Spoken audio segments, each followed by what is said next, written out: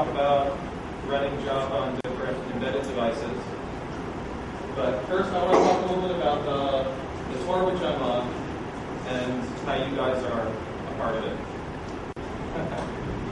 So I've basically been touring around Europe and parts of India.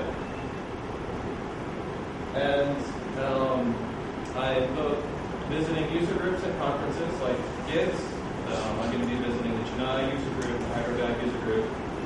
And I already visited a bunch of cities and places in Poland, or Europe rather. So I was in Germany, Poland, Switzerland, France, Spain, Portugal, basically all over Europe for the past 6 weeks, presenting and talking about the new Java 8 release. So you can find out more at the tour site at nighthacking.com. These are the remaining stops. So, I was just at DevOps France, we're at GIGS now, Chennai, Hyderabad, as well as you can watch the videos from my previous presentations on the site and some of the interviews I did with different speakers at conferences. So you guys are a part of the tour. So I hope nobody's camera shy. Okay, good. So first, before I start the presentation, I introduced myself.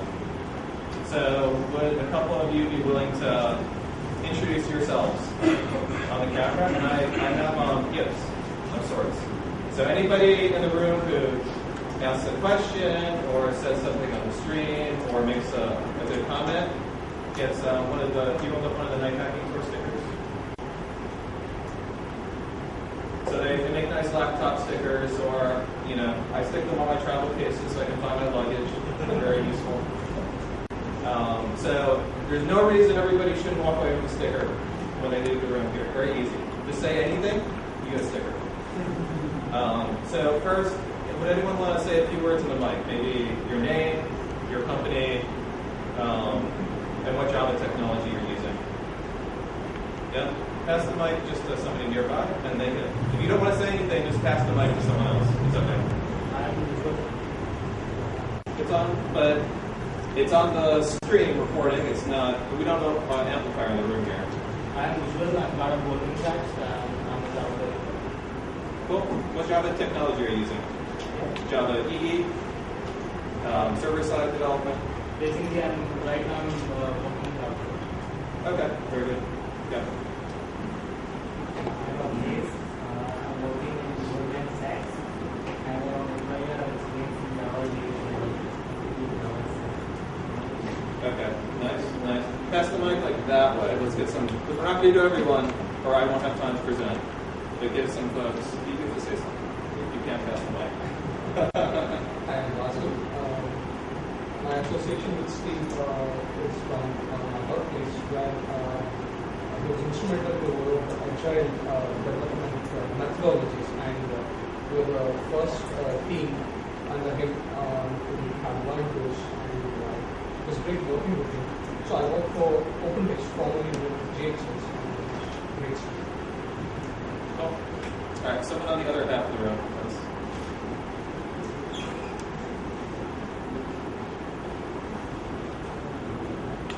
Hello, I'm Suresh in CGI, working as a technical architect. I'm working the large products. I'm Noel. I work for Apple. I mainly work on cloud technology and Cool. And last person. Yeah, say hi. Hi, I'm Abdul. I'm a Java developer and I work on products like Cool. All right. So thanks very much for introducing yourselves. That's only fair, right? Okay. So everyone just introduce themselves. Make sure they get a sticker. All right. Okay. And as promised, we will actually have a presentation of sorts. Now I have a few slides to talk about the technologies, but hopefully it'll be fun, light, and most of the presentation will be demos, so you can see the technology working. So the goal here is to give you guys enough information so you can get started, kind of learn about the technology, and give you pointers for where you can you do more, and some examples of what you can do. So we're modeling this presentation after a theme park, and we have lots of fun little games and rides for you guys. So we're going to play with Legos. So Lego Mindstorms EV3. Does anyone, by chance, have one of the new sets that just came out? Okay, NXT or RCS? NXT, yeah. So you can use all the sensors from the NXT set with the new EV3. So get the new EV3. I know it's expensive, but it's a worthwhile toy. How much do you usually? I think the retail set in the US is around 300, 400, no, 500? 350. 350. Okay. What sensors you guys usually? So I'm going to talk about it more in detail. So we'll get to that. We'll also chat about development boards. This is a much more affordable way to get started. Who knows how much the Raspberry Pis are? Like $42, something like that, $45. Yeah, about. I think in India it's slightly more, but the base price is $35 US. Is it? Model A is $25. That's the cheaper one. Come on, stickers. We're talking. What about stickers? Yeah, so it's very, very affordable, and it's the reference platform for both Java SE and Java ME. So it's a really nice embedded platform to get started with, and I'm going to show you guys the new pad, which you probably haven't seen this in the stores yet, alongside your iPad and Android tablets, but this is a homebrew tablet based on the Raspberry Pi. Okay. So first, a little bit like why do we care about running Java on different embedded devices? And really, the whole internet is changing, and the way we use devices. So the next coming revolution is the Internet of Things. And you can see this in the number of devices per person, which is exploding in growth, right? So if you look at, this is basically charting the projected number of devices per person through the year 2020. And we're going to be, as individuals, we're going to be outnumbered by the number of devices we have in us. Does anyone know what this guy is? Raise your hand if you know this. Okay, so in the blue and striped shirt. No? Okay. Embedded. Yeah, it's different. Okay, so this is the Nike Fuel Bands, Fitbit, whatever. It runs over Bluetooth to connect to different devices, tracks your number of steps and their proprietary fuel gauge. But this is an example of like health monitoring. They have heart monitors, blood pressure monitors, all sorts of wearable devices coming out. Same thing with home automation. You probably saw like Google acquired Nest, which is a company which does home automation. There's lots of activity in that space. And you're going to be seeing more and more of this invading our lives, but it's also an opportunity to be part of the revolution. So initially, lots of these devices connect directly to the internet. So they have proprietary cloud services and things running off of them. But increasingly, what you're going to see is devices talking to each other, talking through gateways, building sensor networks to build a connected internet. And that's where Java comes into this.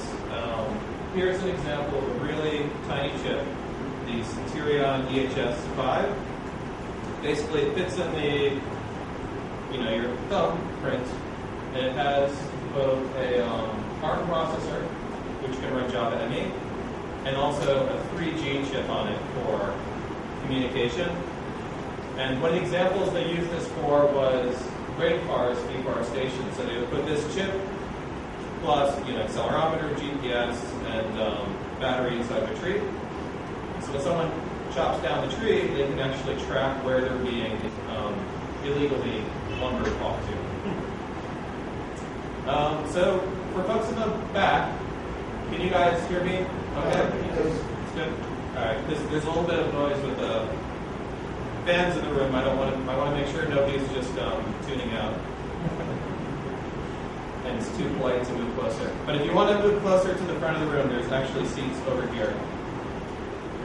So today, or I guess in Java 7, because Java 8's already out, if you looked at Java SE versus Java ME, there's quite a bit of a difference in the APIs and the language level. And I'm going to broadly talk about Java Embedded today, But today, there's a little bit of fragmentation in the Java space in terms of how you use the technology. So the Centurion board was an example of something which runs Java ME. Lego Mindstorms, I'm running Java SE.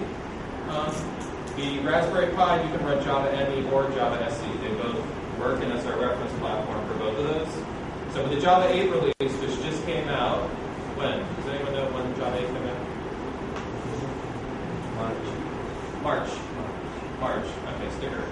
It was March 18th, I believe, was the release date. But even wrong answers get stickers. That was a correct answer, not as specific as I would have liked, but good job. And that's the right answer. Just shout stuff out or raise your hand so we can make sure everyone gets their sticker before they leave. Beyond Java 8, we're consolidating the ME and the SE platforms to make sure that the language is a proper subset and the platforms are overlapping. So a lot of the device APIs from ME are moving into SE on the desktop, so you'll be able to use those in desktop applications and with Java SE embedded. And vice versa, more of the SE APIs are moving down to ME as they figure out ways to shrink it and get it to run on smaller devices. Okay, and then do we have any native C hackers? Embedded C? Okay, so this, for you guys, this should be obvious as Java developers. But you have to figure, a lot of folks have been developing on native C code for quite a while, and they don't have the benefit of garbage collection, a large development community like the Java developers have, performance, ability to do hot deployments, all the things which we take for granted from running on a virtual machine. If you're running in the C world, which has been embedded programming for the last 20 years, you haven't had even the ability to just simply cross-compile and get things working quickly on different devices. It's quite a pain to set things up and get them working on different small devices. So there's a lot of ease of use and advantages you get from programming in a higher level language like Java on embedded devices, and this is why a lot of the interest is coming from the industry on using Java on embedded devices. This will produce a market for people like you to move into that embedded development space as careers. And then some more information about our IoT community at Oracle, so you can get more information at the links referenced here. So first, demo. Where's Duke demo?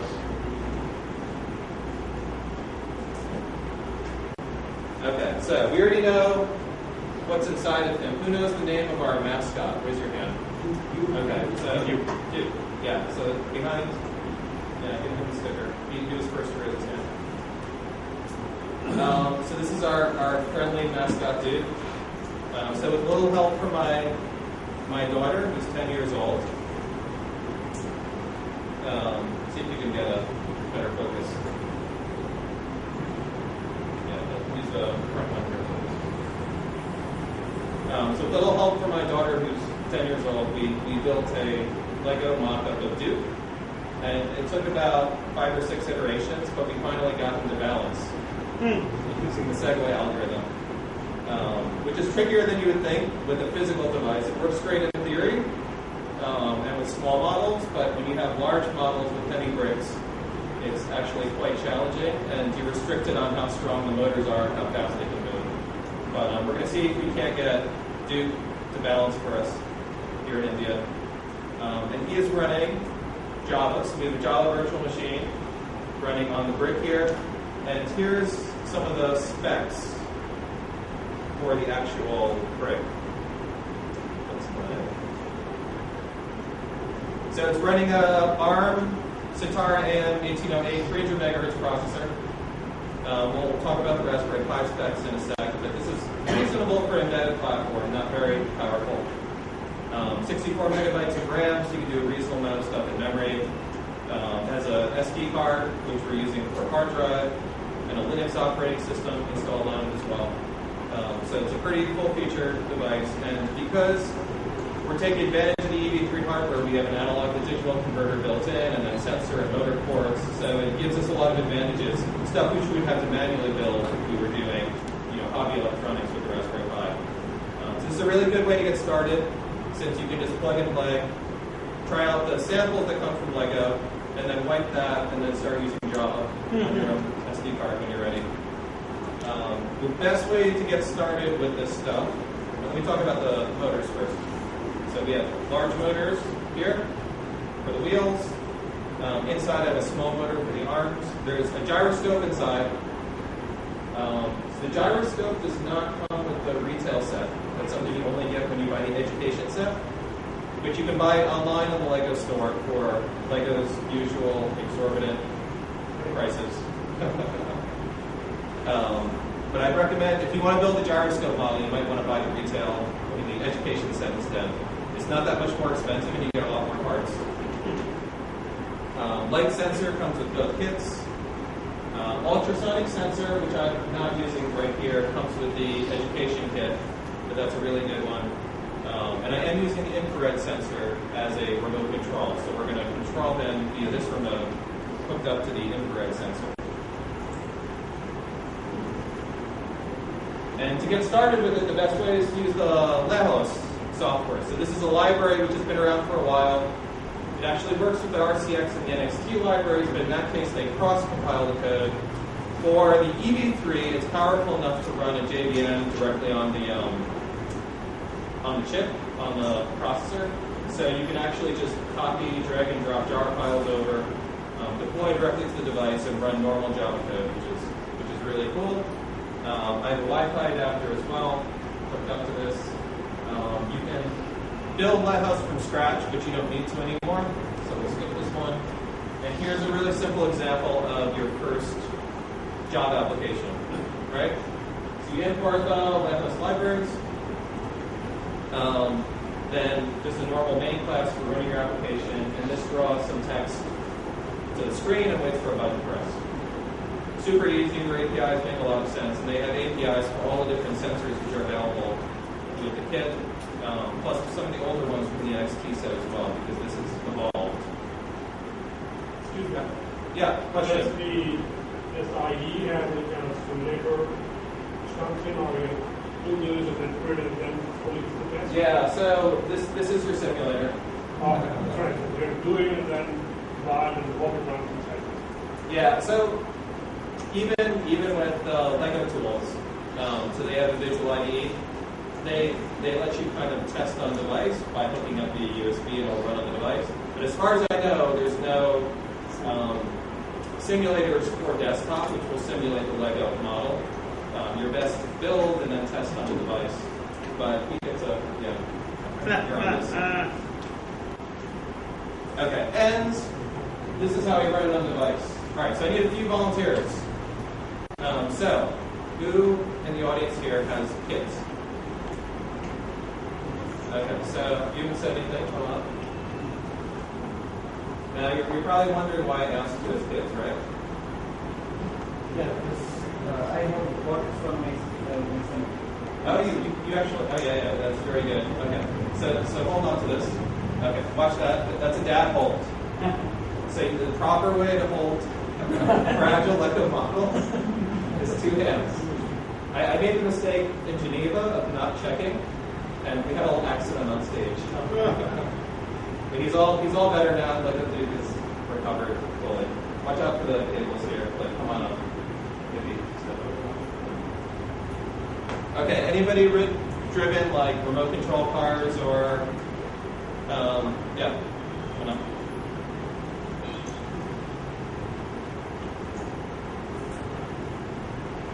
Okay, so this is kind of like a remote control card except much harder. Watch out for the cables again. Okay, so I'm gonna hopefully follow the instructions on the slide there. What's the IP address? The second one on the robot? And great. I'm on the network.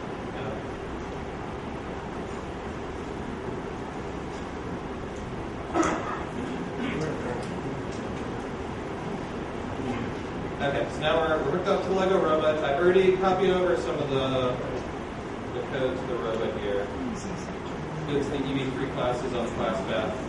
It's running a normal Java runtime. It's a Java 7 runtime in this case, but I'm sure we'll have a Java 8 runtime for Can you make the Lego Mindstorms shortly. Okay, so you would like that. Very good. Okay, so we're going to try to balance him. Now we have the program running here, yeah. So just lay Duke down on the floor, on his back. Yeah, lay it down on his backpack. Now the first thing that we need to do is calibrate the gyroscope. So that's why we want to be perfectly still. And the second thing is we're going to balance him. So we're going to put him upright and try to balance him as close to his center of gravity as possible. So when you press the button in his right hand, it first calibrates. And then once the calibration is finished, it'll start beeping. The beeping is a timer, and you have about 5 seconds to stand him up. And the last beep is higher pitch beep, and then you let go. So give it a try, and if you mess up, you can do it a second time. Alright, let's go up. Go. And hold him. Okay. Alright, good job. Alright, now your job, just press these buttons, these rotate left and right, backwards, forwards. Each time you click them, he goes faster, so be careful, don't hold it in. But try left and right first, so you can get his, the IR sensor is right in his butt. So aim low, yeah, good. Okay. Yeah, so you're natural at this.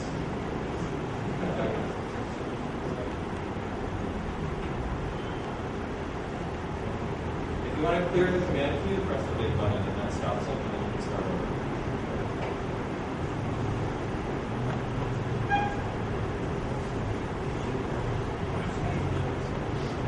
Okay, so you can even roll over wires. It's one of his better days. Some days he's not feeling all that good.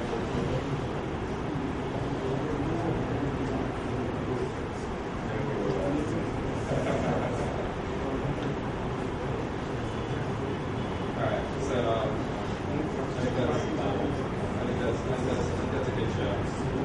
Alright, so give him a round of applause as well. Good job.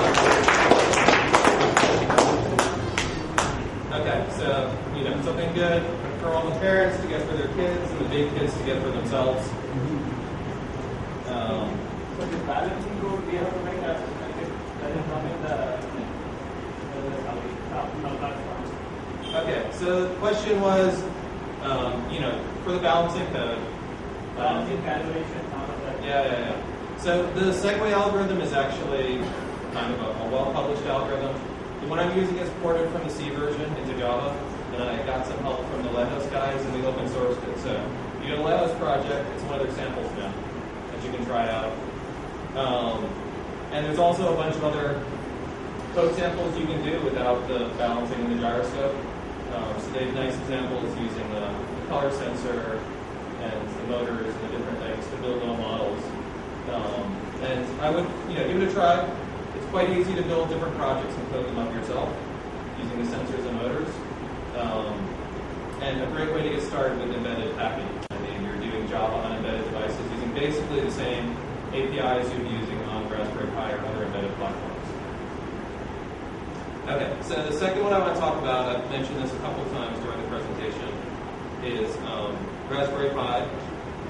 The Raspberry Pi is a very affordable way of getting started with embedded programming. It was actually designed initially for educational purposes by the UK team.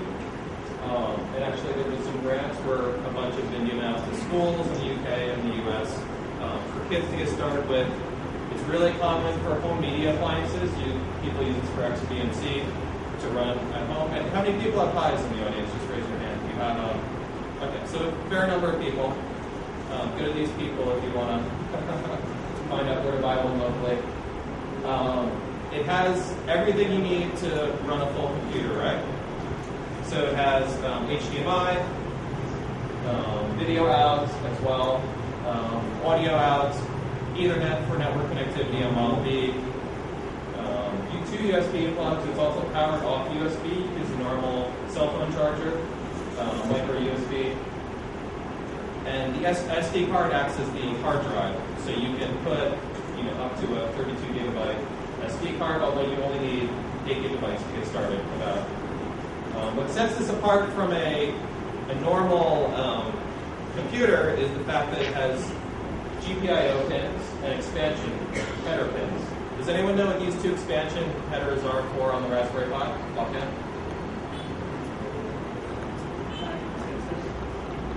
Okay, so GPIO is for sensors. We'll talk about that in a sec, but it's a good guess that it's a sticker. And also our people who helped out with demos and, you know. Anyone else want to take a guess? Display, yes, winner. One is for an LCD display. Unfortunately, that's the one that they haven't implemented yet. So there's no LCD display available. The other one's for a camera. So you can hook up the Pi Cam, which I'll show you in the Duke in just a sec. A good workaround for the fact there's no LCD screen is you can use the Chalkboard Electronics screen. They're a company in Malaysia. These are about $130 US. And it comes with an adapter board for HDMI and touch over USB, and then a kind of a generic like LG or some manufacturer touchscreen, which they procure in volume. You can also use that discount code for 10% off if you'd like to purchase a screen from them, or refer them to me. And if you have any problems with orders or stuff, they're usually pretty good about getting it done if you fund them over Twitter. And then setting up your Pi is really easy. There's a nice Nukes installer. You can install Linux. You can download Java 8, which is now final release. And then you can deploy and run Java and JavaFX apps. And we're going to show you a demo of running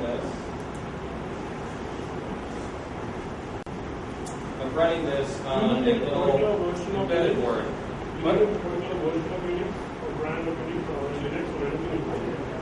Yeah, so the version of Linux I'm running is Raspbian, which is the default Debian distribution that comes with Raspberry Pi. You can download it off their website.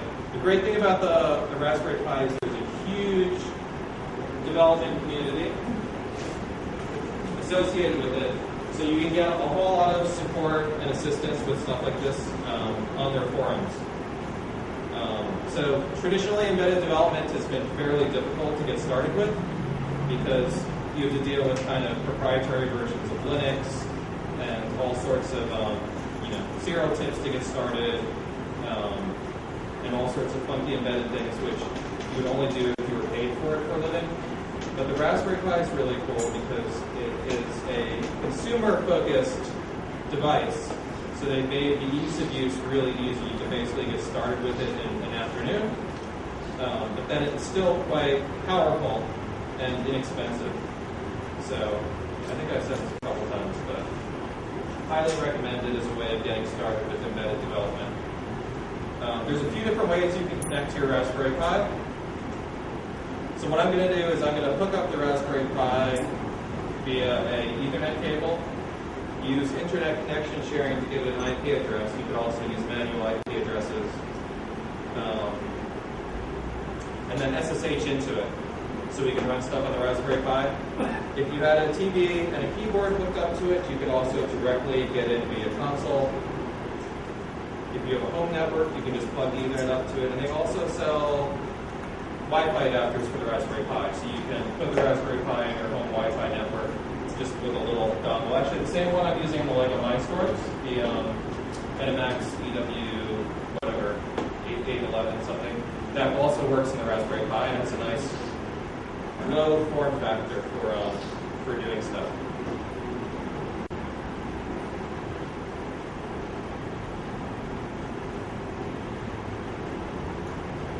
Okay, so I have internet connection sharing turned on. And the other thing which I've done on my Raspberry Pi, which is kind of convenient to set up on Mac, and you might want to do something similar on Windows, is I have the Netatalk or Bonjour protocol installed. So it'll show if it's a device in the Finder. If you're running on Windows, you might want to set up Samba on the Raspberry Pi so you can connect to it via a normal Windows share.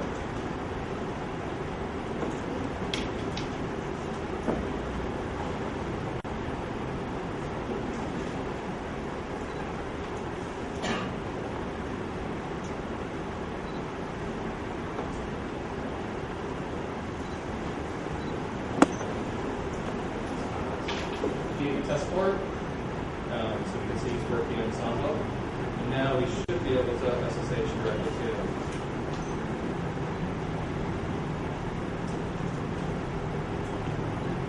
Okay, so one of the libraries I'm using for coding on the Raspberry Pi is called Pi4J. It's a really nice device access API built on top of Wiring Pi, and it gives you access to GPIO to control I2C devices, accelerometers, touch sensors, all sorts of hardware devices, and they have really good documentation as well. So we're going to run a sample, and again, I'm going to need a couple volunteers to help me out. So who's feeling like strong? Who wants to represent the strength of the Indian development community? That's a lot of pressure. You only have to use 2 fingers. It's not that hard. Anyone? Raise your hand. Okay, you're first. Someone else?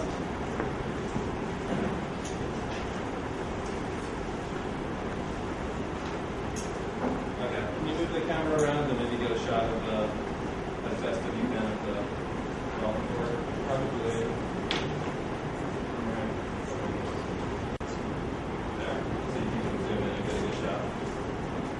All right, so I already copied some applications over here. Again, they were compiled on desktop. You can compile on the Raspberry Pi too.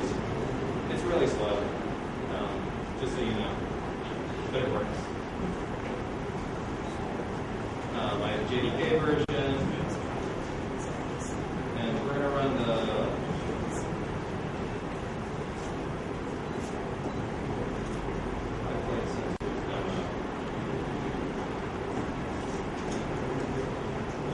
basically what this demo does.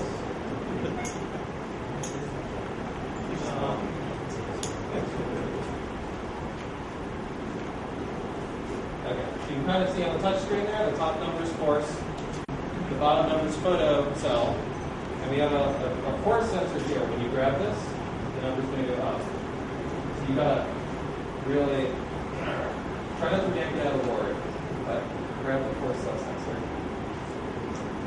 Try not to block the number too, because the camera. Yeah, you can hold it down.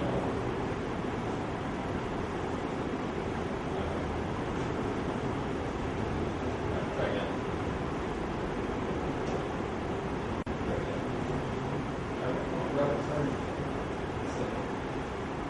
Oh, 15. All right, good job. So that's actually, I think the record is 1600. All right, you're not done yet. Here's the photo cell sensor. See if you can cover that up and see how low you can get the photo cell number to go. Right here on the board. So it's a little photoresistive sensor, sex light. And 70s, 50s. My software. Yeah. You're doing better on the force sensor. Alright, but dude, it's pretty bright in here. It's hard. Alright, so good job. Give them a round of applause. Okay, so it's a quick example of what you can build really easily with the Pi4J libraries and Raspberry Pi. And this is not as easy to build, but I'm going to show you a really big toy now.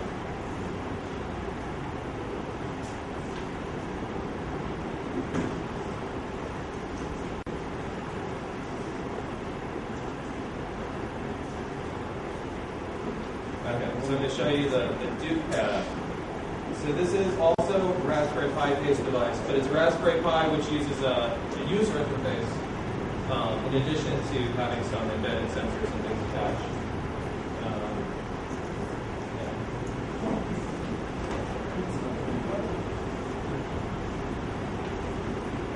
So we built this for Java 1 last year.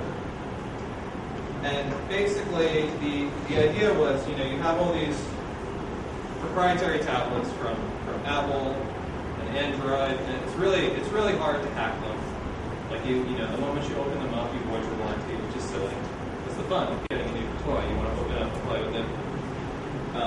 And they lock down the App Store, so you can't install your own applications. It's just, Anyway, come to my next presentation if you want to learn how to hack those devices. But for this presentation, we have a solution right here, right? We have our own tablet. So nobody can stop us from opening this up. In fact, it's highly encouraged because it's basically home-brewed, off-the-shelf parts to construct the screen here.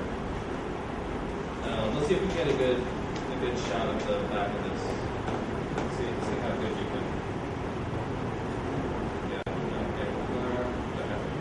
So you can see there's actually a Raspberry Pi in the corner. So that's the power of the D-pad. Here's the Pi cam I talked about earlier. So that puts one of the ribbon cables on top. So you can do video conferencing on your D-pad. USB hub, which exposes the ports on the outside. Normally there's a battery here. There's that little red thing inside of there. It might be hard to see. It's an accelerometer. So that allows you to detect motion events. And then this is the daughter card for the touchscreen, which is the same chalkboard electronic screen I mentioned earlier, right? So I'm using that for the touchscreen. So basically, everything inside of here, you can basically buy on eBay or Amazon. Fairly cheap. I think the whole package comes to like 300 something for all parts.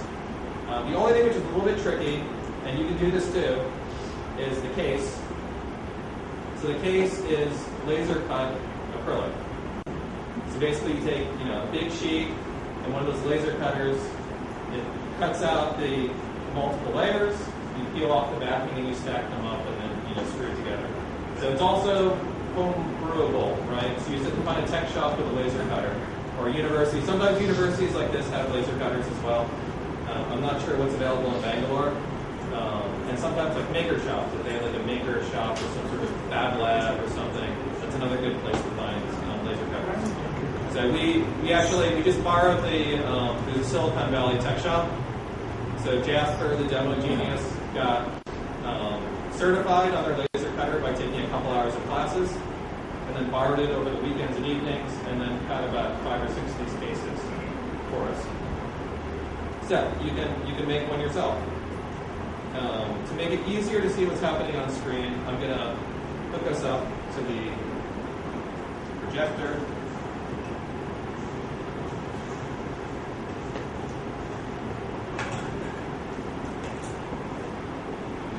And we will see if we can power this guy up.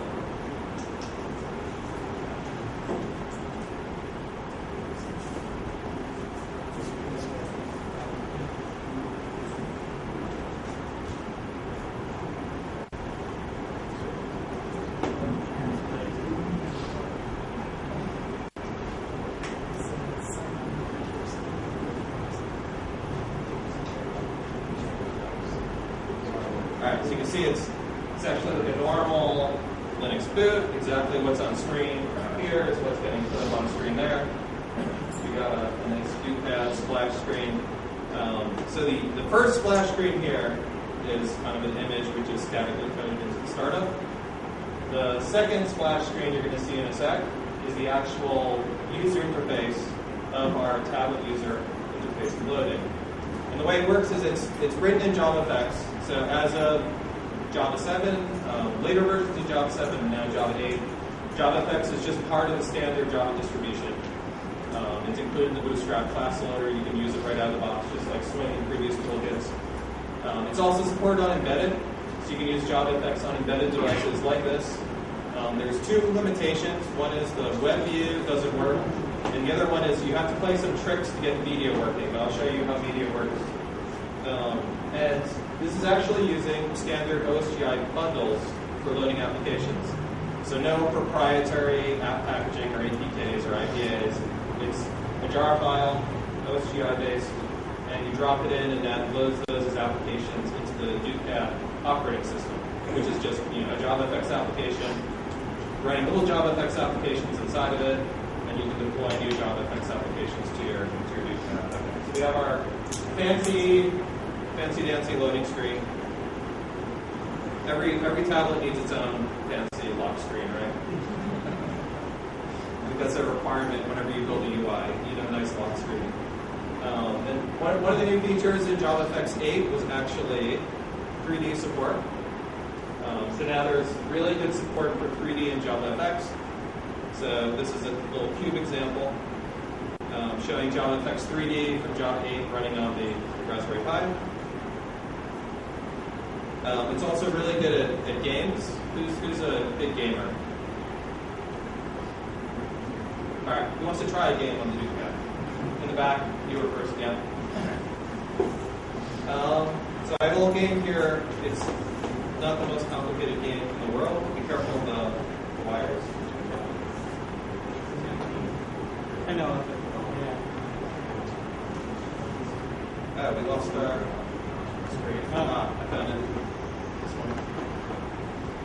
Give it a sec to refresh, and we will do the side-by-side change. Good to see you. Okay, so this is the application. It's really simple. You just try to match screen around, right? So you'll see shapes. Just click on two next to each other, swap them, and then try to match three horizontal or three vertical. So just click. Yeah. A little harder. There we go. Yeah. Oh, wow, you're good at this.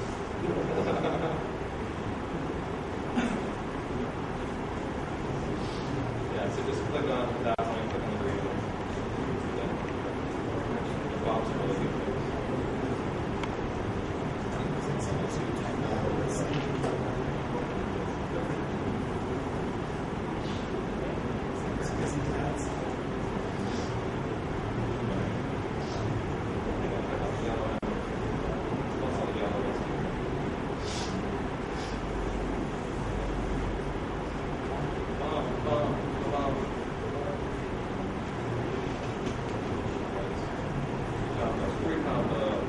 All right, good job. Give me a round of applause.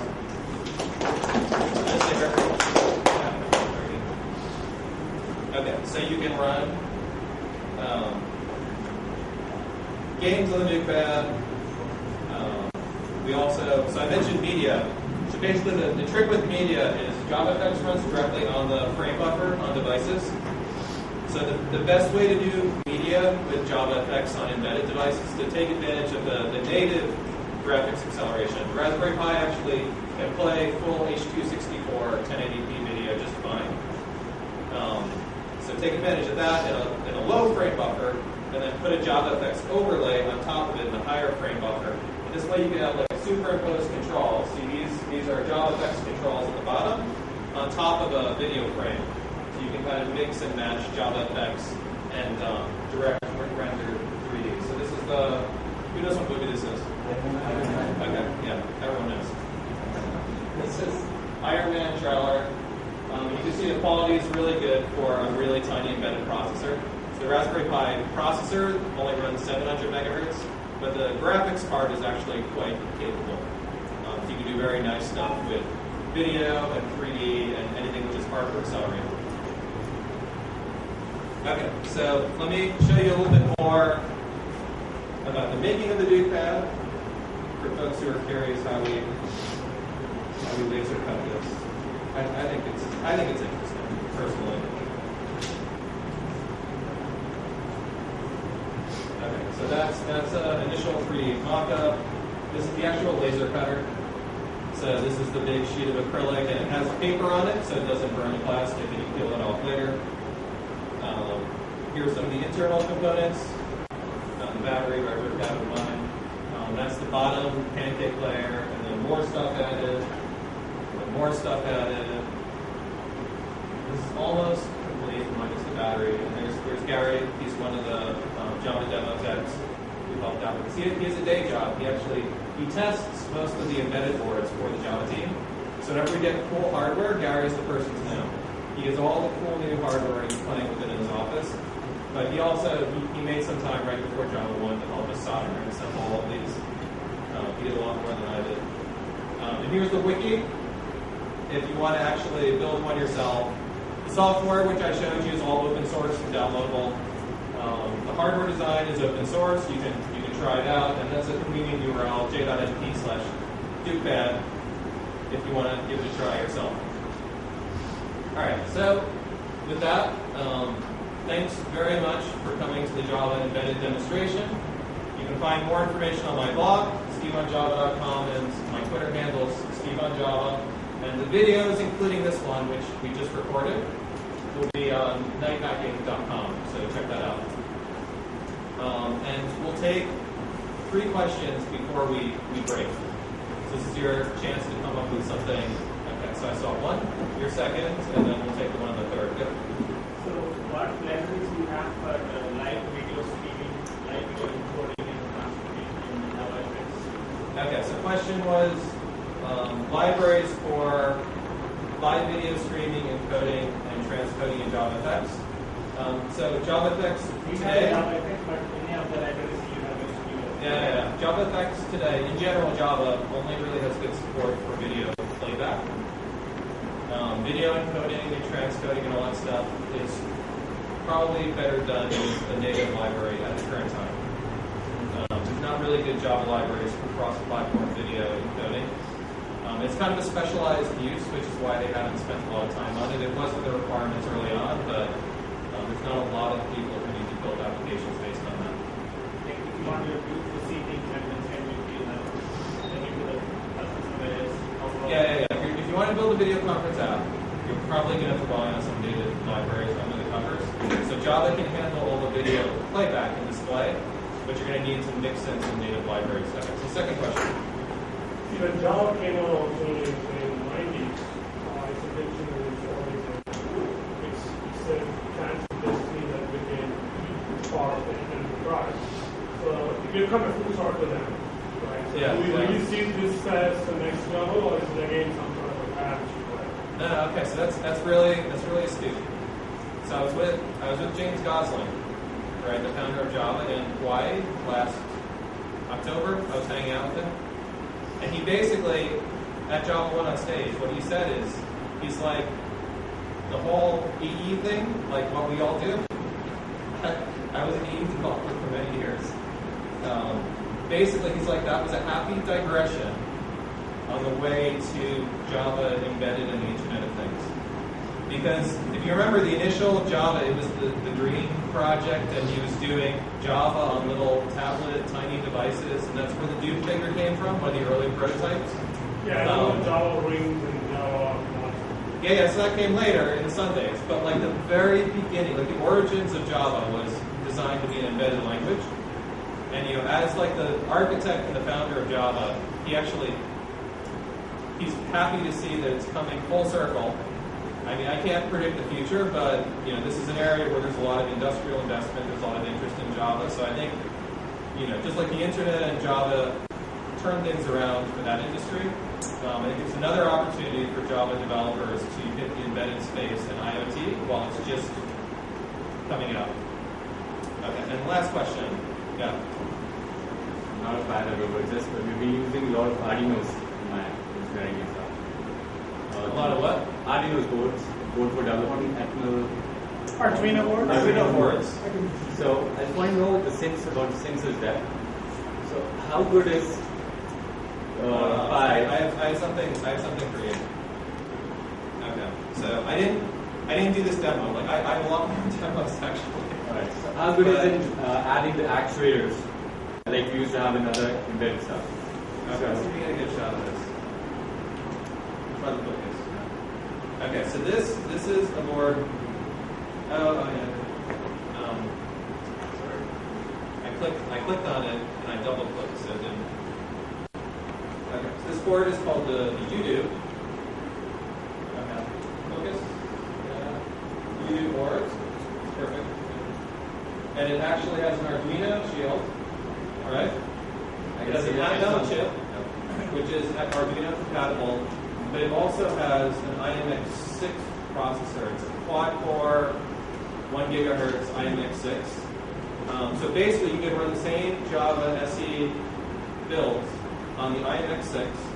You can interface with the Arduino, and both the Arduino and the IMX6 can access sensor shields and things which are running on there. So I think this is the board for you. Alright. I was just wanting to know how good with the actuators, and we can we relay those big motor drivers and all those things. Yeah, so you can do that all from Raspberry Pi, but for certain things, Arduino is a better fit, like analog circuits and certain things. It works really nicely with the Raspberry Pi. It's much better with digital circuits, things where you're using I2C and higher level protocols. But you get the best of both worlds in a lot of cases by mixing technologies like what this board has. Well, I want to ask this because it's using Java, so it puts the word to more of audio and image processing. You capture a lot there, and you can do a lot of on the board. Yeah. There's examples of some folks which have used some Java image processing libraries. So you don't have to copy to MATLAB and process and then take it to the next level. So you can do Java processing in Java. On the board, and you can have some response. Exactly. Yeah. So there's some good examples of folks doing image processing in Java captured from embedded circuits right on the device. All right, so thanks very much, and I hope you enjoyed the talk.